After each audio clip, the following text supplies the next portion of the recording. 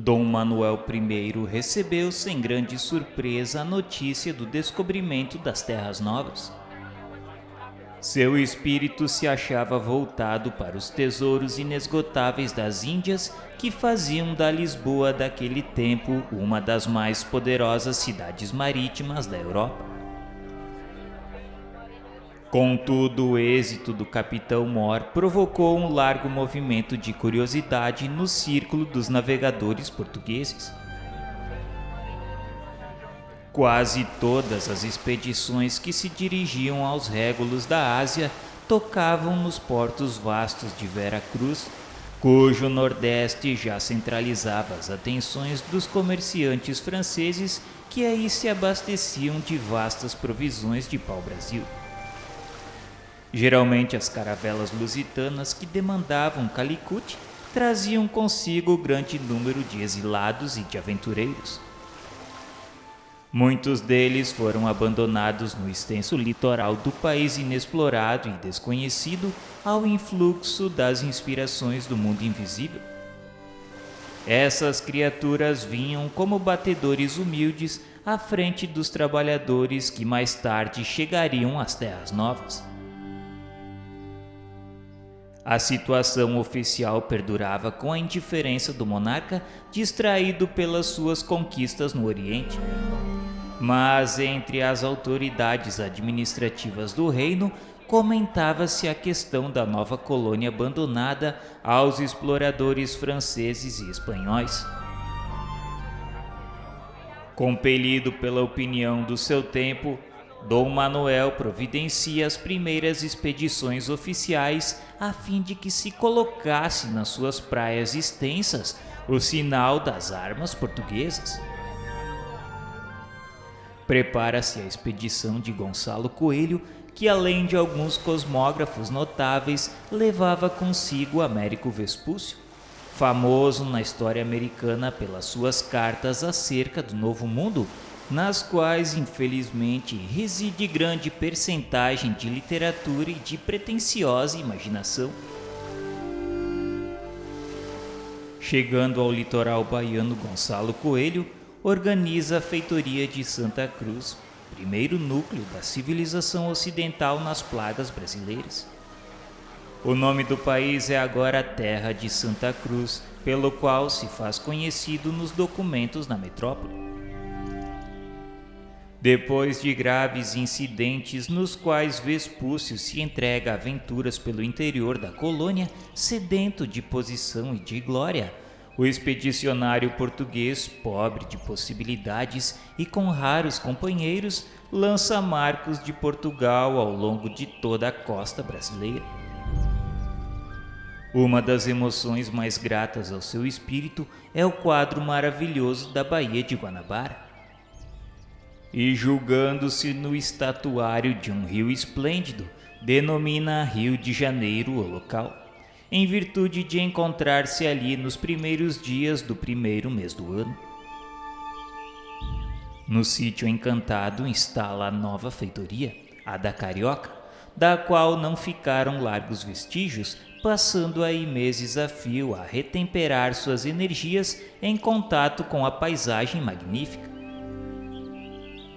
Prossegue sua tarefa de reconhecimento e volta depois à metrópole sem conseguir interessar o monarca no que se referia à exploração da Terra Nova. Limitou-se o rei português a permitir o estabelecimento de feiras de pau-brasil na colônia longínqua, o que facultou aos elementos estrangeiros o mais largo desenvolvimento de comércio com os indígenas da região litorânea. De Portugal, portanto, somente aportavam no Brasil, de vez em quando, alguns aventureiros e degredados, obedecendo a um apelo inexplicável e desconhecido.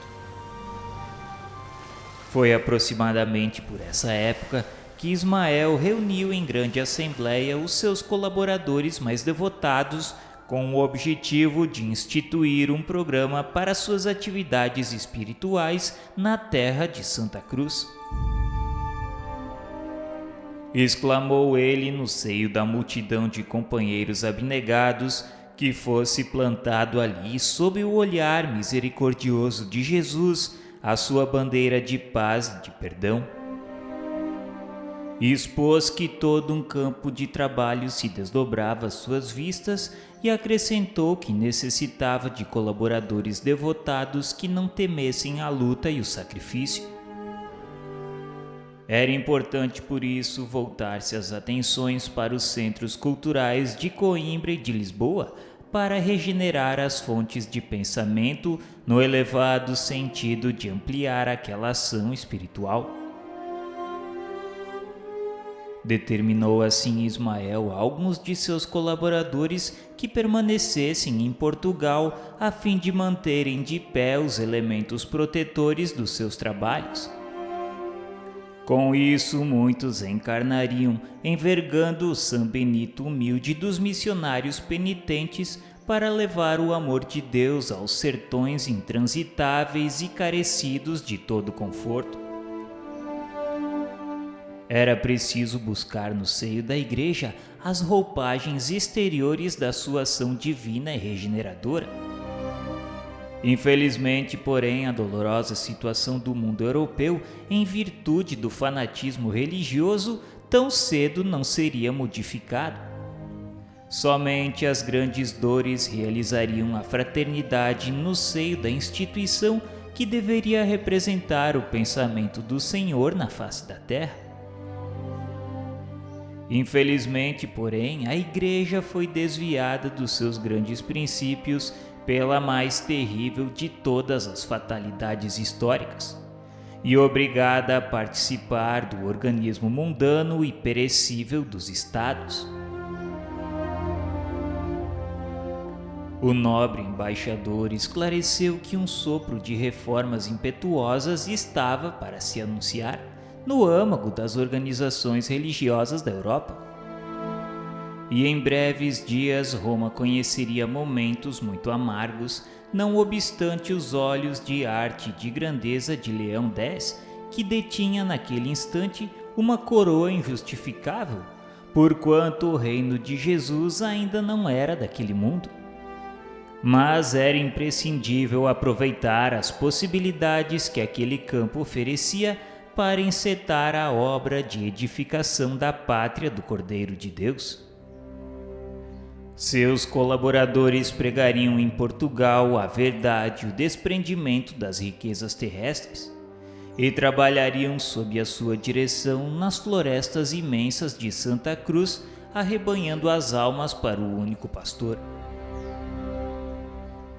O característico daquela ação como missionários do Pai Celestial seria um testemunho legítimo de renúncia a todos os bens materiais e uma consoladora pobreza. Quase todos os espíritos santificados ali presentes se oferecem como voluntários da grande causa. Entre muitos descobriremos José de Anchieta e Bartolomeu dos Mártires, Manuel da Nóbrega, Diogo Jacome, Leonardo Nunes e muitos outros que também foram dos chamados para esse conclave no mundo invisível. Em 1531, após Portugal ter resolvido, sob a direção de Dom João III, a primeira tentativa de colonização da terra de Santa Cruz, alguns dos convocados participantes daquela augusta assembleia chegavam ao Brasil com Martim Afonso de Souza e sua companhia de 300 homens a tomar parte ativamente na fundação de São Vicente e Piratininga. Nóbrega aportava mais tarde na Bahia com Tomé de Souza, o primeiro governador-geral da colônia, em 1549, chefiando o grande número desses irmãos dos simples e dos infelizes, a fim de estabelecer novos elementos de progresso e dar início à cidade de Salvador. Anchieta veio depois, em 1553, com Duarte da Costa, e se transformou no desvelado apóstolo do Brasil. Designado para desenvolver particularmente os núcleos de civilização já existentes em Piratininga, aí se manteve no seu respeitável colégio, que todos os governos paulistas conservaram com veneração carinhosa como tradição de sua cultura e de sua bondade. Alguns historiadores falam com severidade da energia vigorosa do apóstolo, que muitas vezes foi obrigado a assumir atitudes corretivas no seio das tribos, que entretanto lhe mereciam as dedicações e os desvelos de um pai. Anchieta aliou no mundo a suprema ternura, grande energia realizadora. Mas aqueles que na história oficial lhe descobrem os gestos enérgicos não lhe notam a suavidade do coração e a profundeza dos sacrifícios, nem sabem que depois foi ainda ele a maior expressão de humildade no antigo convento de Santo Antônio do Rio de Janeiro, onde com o hábito singelo de frade adoçou ainda mais as suas concepções de autoridade. A edificadora humildade de um Fabiano de Cristo, aliada a um sentimento de renúncia total de si mesmo, constituía a última pedra que faltava na sua coroa de apóstolo da imortalidade. Dom João III teve a infelicidade de introduzir em Portugal o organismo sinistro da Inquisição. Com o Tribunal da Penitência vieram então os jesuítas. Não constitui objeto do nosso trabalho o exame dos erros profundos da condenável instituição que fez da Igreja por muitos séculos um centro de perversidade e de sombras compactas em todas as nações europeias, que abrigaram a sombra da máquina do Estado. O que nos importa é a exaltação daqueles missionários de Deus que afrontavam a noite das selvas para aclarar as consciências com a lição suave do mártir do Calvário. Esses homens abnegados eram de fato o sal da nova terra. Os falsos sacerdotes poderiam continuar mascarando em nome do Senhor, que é a misericórdia suprema. Poderiam prosseguir ostentando as púrpuras luxuosas e todas as demais suntuosidades do reino mentiroso desse mundo, incensando os poderosos da terra e distanciando-se dos pobres e dos aflitos. Mas os humildes missionários da cruz ouviam a voz de Ismael no âmago de suas almas. Aos seus sagrados apelos, abandonaram todos os bens para seguir os rastros luminosos daquele que foi e será sempre a luz do mundo. Foram eles os primeiros traços luminosos das falanges imortais do infinito corporificadas na terra do Evangelho. E com a sua divina pobreza se fizeram os iniciadores da grande missão apostólica do Brasil no seio do mundo moderno, inaugurando aqui um caminho resplandecente para todas as almas, transformando a terra do Cruzeiro numa dourada e eterna porciúncula.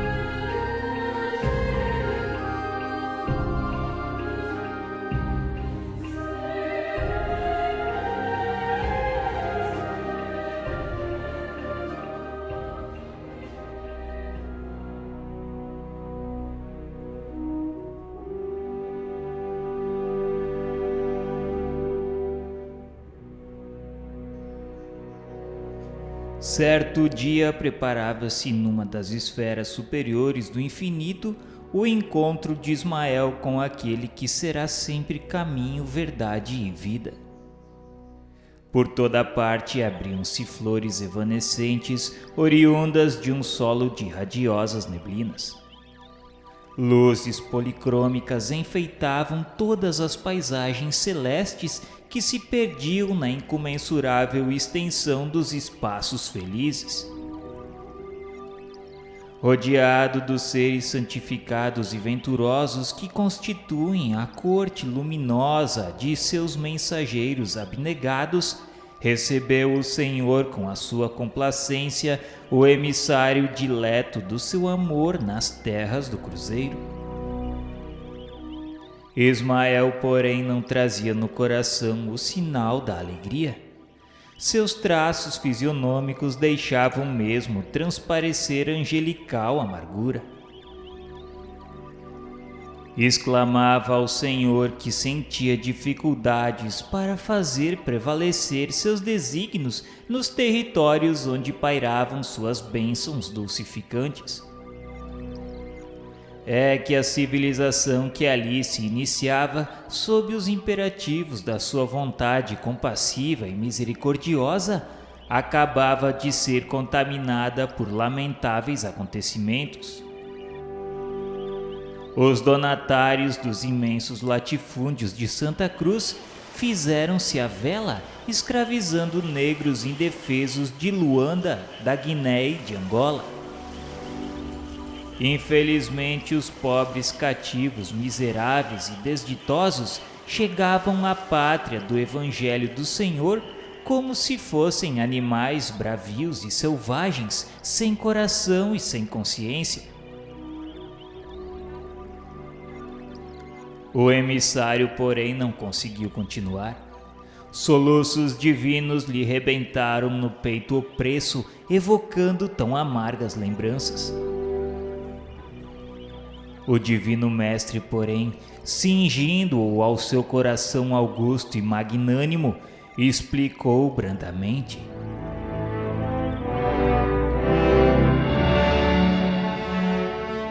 Ismael, a serena teu mundo íntimo no cumprimento dos sagrados deveres que te foram confiados. Bem sabes que os homens têm a sua responsabilidade pessoal nos feitos que realizam em suas existências isoladas e coletivas. Mas se não podemos tolher-lhes aí a liberdade, também não podemos esquecer que existe o Instituto Imortal da Justiça Divina, onde cada qual receberá de conformidade com os seus atos. Havia eu determinado que a terra do cruzeiro se povoasse de raças humildes do planeta, buscando-se a colaboração dos povos sofredores das regiões africanas. Todavia, para que essa cooperação fosse efetivada sem o atrito das armas, aproximei Portugal daquelas raças sofredoras sem violência de qualquer natureza. A colaboração africana deveria, pois, verificar-se sem abalos perniciosos no capítulo das minhas amorosas determinações. O homem branco da Europa, entretanto, está prejudicado por uma educação espiritual condenável e deficiente. E desejando entregar-se ao prazer fictício dos sentidos, procura eximir-se aos trabalhos pesados da agricultura, alegando o pretexto dos climas considerados impiedosos. Eles terão a liberdade de humilhar os seus irmãos em face da grande lei do arbítrio independente, embora limitado, instituído por Deus para reger a vida de todas as criaturas dentro dos sagrados imperativos da responsabilidade individual. Mas os que praticarem o nefando comércio sofrerão igualmente o mesmo martírio nos dias do futuro, quando forem também vendidos e flagelados em identidade de circunstâncias. Na sua sede nociva de gozo, os homens brancos ainda não perceberam que a evolução se processa pela prática do bem e que todo o determinismo de nosso Pai deve assinalar-se pelo amai o próximo como a vós mesmos. Ignoram voluntariamente que o mal gera outros males com um largo cortejo de sofrimentos. Contudo, através dessas linhas tortuosas impostas pela vontade livre das criaturas humanas, operarei com a minha misericórdia. Colocarei a minha luz sobre essas sombras, amenizando tão dolorosas crueldades. Prossegue com as tuas renúncias em favor do Evangelho e confia na vitória da providência divina.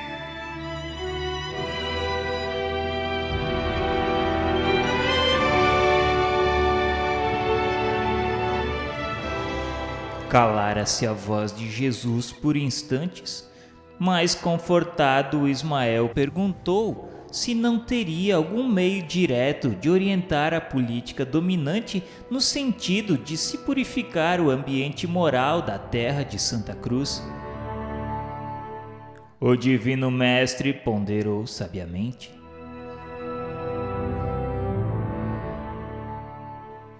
Não nos compete cercear os atos e intenções dos nossos semelhantes, e sim cuidar intensamente de nós mesmos, considerando que cada um será justiçado na pauta de suas próprias obras. Infelizmente, Portugal, que representa um agrupamento de espíritos trabalhadores e dedicados, remanescente dos antigos fenícios, não soube receber as facilidades que a misericórdia do Supremo Senhor do Universo lhe outorgou nestes últimos anos. Até aos meus ouvidos têm chegado as súplicas dolorosas das raças flageladas por sua prepotência e desmensuradas ambições. Na velha península já não existe o povo mais pobre e o mais laborioso da Europa. O luxo das conquistas lhe amoleceu as fibras criadoras e todas as suas preciosas energias e qualidades de trabalho vêm esmorecendo sob o amontoado de riquezas fabulosas.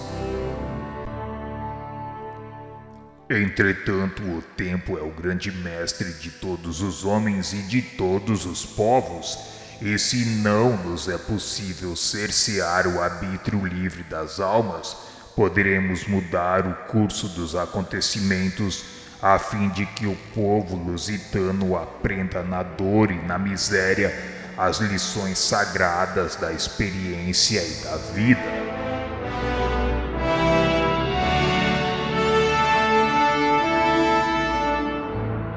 Ismael retornou à luta cheio de fervorosa coragem, e os acontecimentos foram modificados. Os donatários cruéis sofreram os mais tristes reveses no solo do Brasil. Os tupinambás e os tupiniquins que se localizavam na Bahia e haviam recebido Cabral com as melhores expressões de fraternidade reagiram contra os colonizadores, transformados para eles em desalmados verdugos. Lutas cruentas desencadearam contra os brancos que lhes depravavam os costumes.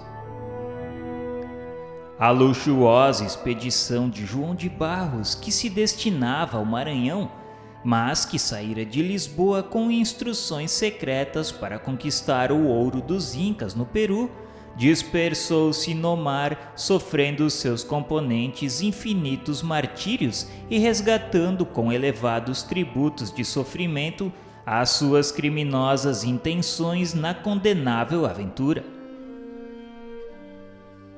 Os tesouros das Índias levaram o povo português à decadência e à miséria pela disseminação dos artifícios do luxo e pelas campanhas abomináveis da conquista, cheia de crueldade e de sangue. A sede de ouro acarretava o abandono de todos os campos. A casa de Avis, cujo reinado se iniciou o tráfico hediondo dos homens livres, desapareceu para sempre depois de sucessivos desastres. Após a derrota de Dom Sebastião em Alcácer Quibir, o trono caiu nas mãos do cardeal Dom Henrique. E em 1580, Portugal exânime entrega-se ao domínio da Espanha, acentuando-se a sua decadência com Felipe II, o mais fanático e o mais cruel de todos os príncipes da Europa do século XVI. Na formação da pátria do Evangelho, o homem branco alterara os fatores com as suas taras estratificadas e com a sua vontade independente. Jesus, no entanto, alterou os acontecimentos com o seu poder magnânimo e misericordioso. Os filhos da África foram humilhados e abatidos no solo onde floresciam as suas bênçãos renovadoras e santificantes. O Senhor, porém, lhe sustentou o coração oprimido, iluminando o calvário dos seus indizíveis padecimentos com a lâmpada suave do seu inesgotável amor.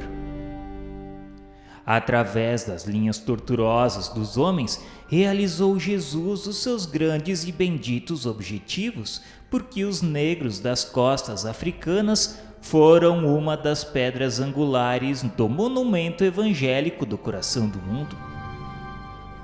Sobre os seus ombros flagelados carrearam-se quase todos os elementos materiais para a organização física do Brasil, e do manancial de humildade de seus corações resignados e tristes nasceram lições comovedoras, imunizando todos os espíritos contra os excessos do imperialismo e do orgulho injustificáveis das outras nações do planeta, dotando-se a alma brasileira dos mais belos sentimentos de fraternidade, de ternura e de perdão.